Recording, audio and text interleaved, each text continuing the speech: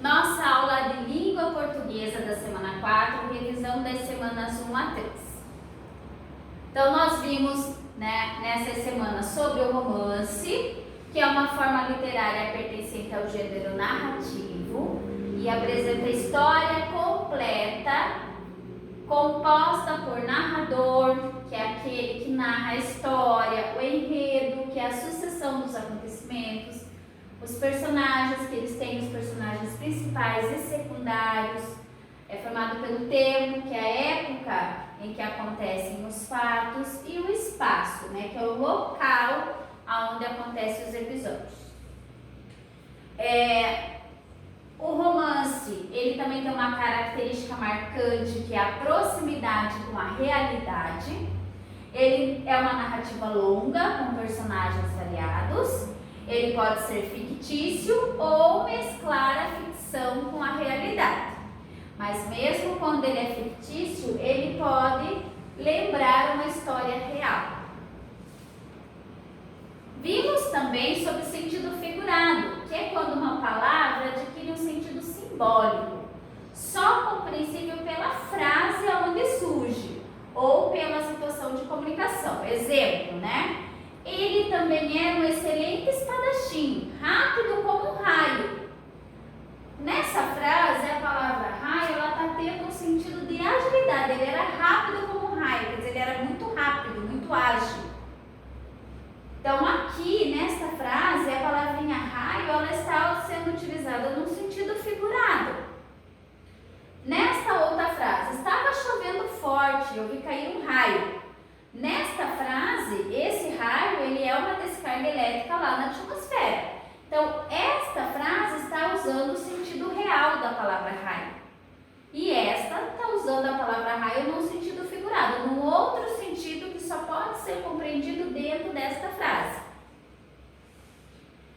Então, o sentido figurado, ele é um sentido não usual das palavras ou expressões. Ele é muito usado em textos de humor, em tirinhas e também no cotidiano. Então, aqui nós temos outro exemplo, né, do sentido real e do sentido figurado.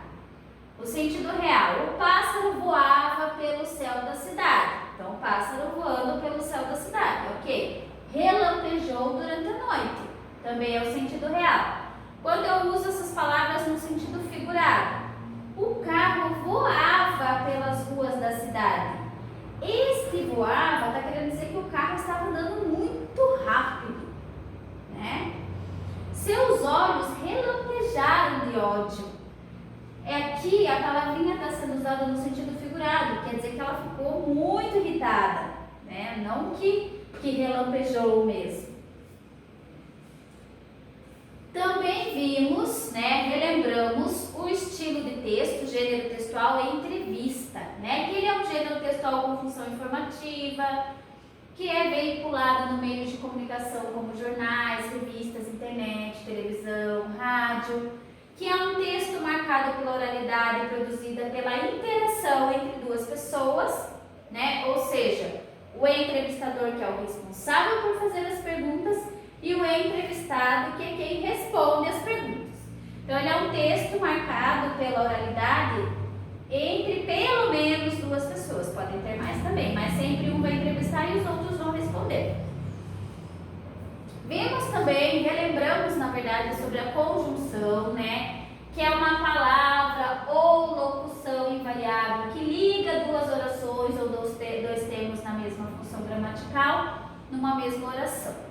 Então, as conjunções, elas são aquelas que ligam duas orações e elas podem ser conjunções adjetivas, adversativas, alternativas, conclusivas e explicativas, né?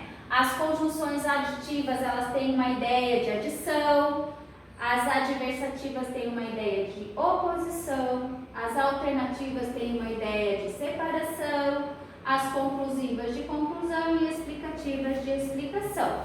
E vimos lá várias conjunções para que possamos ligar as orações. Mandei uma mensagem e ela já respondeu.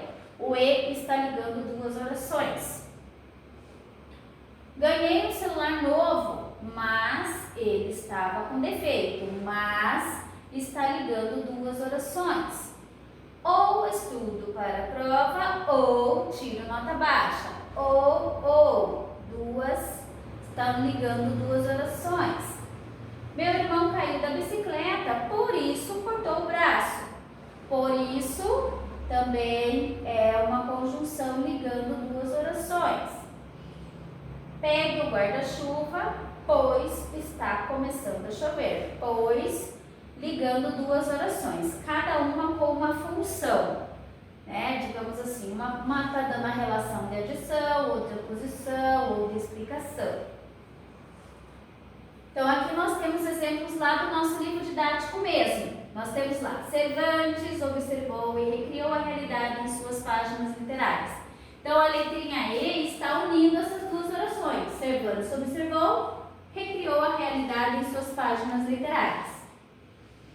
Considero a história da Mancha essencial para a compreensão de Don Quixote, porque esse personagem, sem dúvida, é fruto do meio que o gerou. Então, aqui, a palavrinha porquê está ligando as duas orações.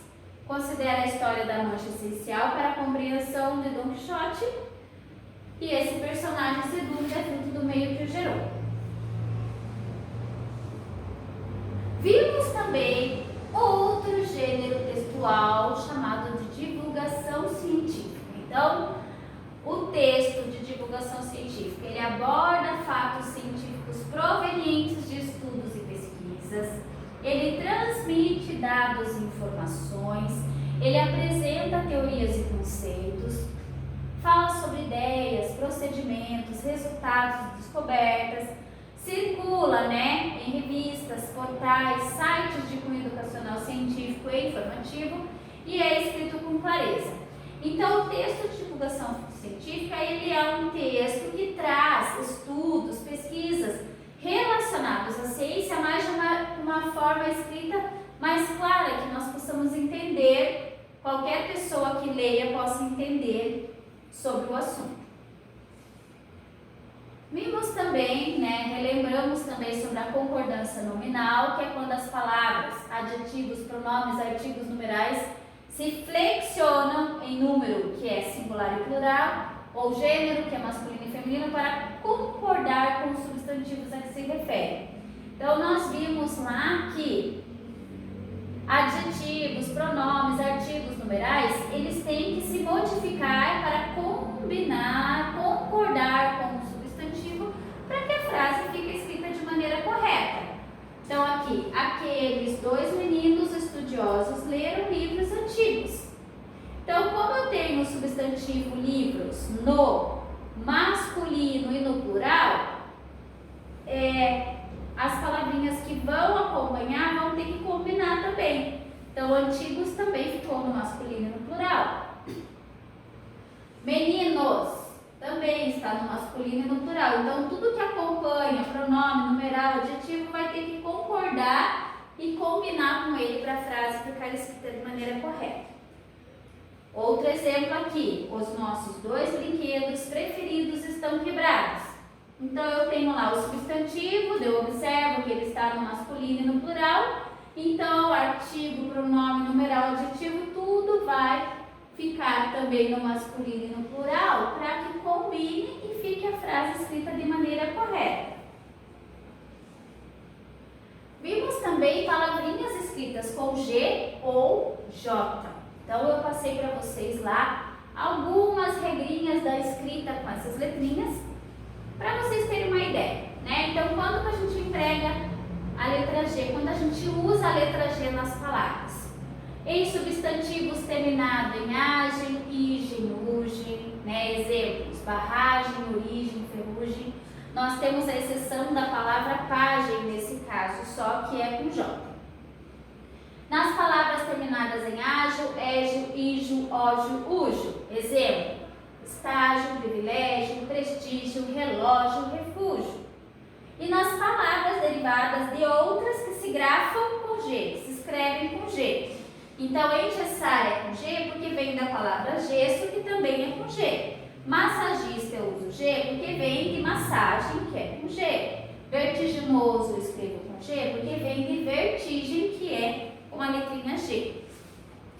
E eu escrevo a letra J, né, em formas de verbos terminados em jar ou gear. Exemplo, arranjar. Então, tudo que vem, né, nas formas de verbo que vem de arranjar, terminado em jar, eu vou escrever com J. Arranjo, arranje, arranjem. Gorjear. Então, veio o terminado do verbo gear. Então, eu escrevo tudo com J. Gorjei, gorjeiam, gorjeando. Nas palavras de origem tupi, africana, árabe ou exótico, exemplos: biju, jiboia, canjica, pajé, jericó, manjericão, moji. E também nesses seguintes vocábulos: berinjela, cafajeste, jeca, jegue, majestade, jeito, jejum, laje, traje. Também escrevemos com a letra J nas palavras derivadas que já apresentam J. Então, laranja, derivou, laranjeira é uma palavra derivada de laranja, laranja com J, então laranjeira também será com J. Lojista é uma palavra derivada de loja. Loja eu escrevo com J, lojista também vai ser com J. Ajeitar é derivada do jeito, então é com J eu escrevo também. Cerejeira vem de cereja, então é com J. E nós temos que cuidar na seguinte coisa: a letra G ela pode representar o som do G, que é o guarda, tá? Mas ela também pode representar o som do J, antes de vogal E e I, como em regiões. Nesse caso, eu posso confundir a escrita do G com J. Então, eu tenho que observar isso, ok? Então, pessoal, desejo a vocês uma ótima avaliação e aguardo vocês na nossa próxima semana.